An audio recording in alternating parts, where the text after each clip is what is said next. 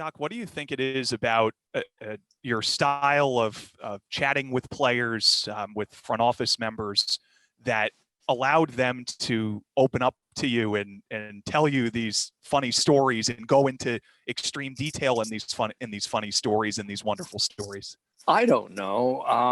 I think we've all found that one of the great things about the sport that we're involved in are the athletes, and because our job is to be the conduit between the athletes and the fans, they always like stories that are personal. I mean, we could, for example, you could take the number one scorer in your league and he's on your team, and you could go to him and ask him about, how is this big defenseman on the other team? How do you think he's going to defend you tonight? Well, that would be interesting. You could fill 10 seconds with that.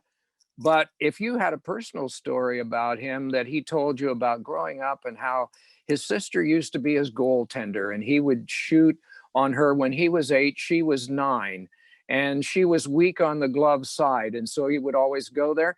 Well, that's kind of a family story, and it's fun.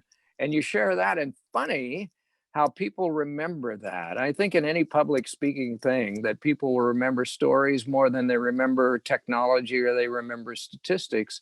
And invariably, whenever I started talking to a player, I would try to learn something about his family.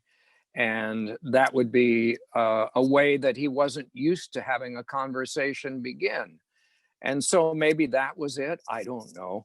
But also, it helps to have time.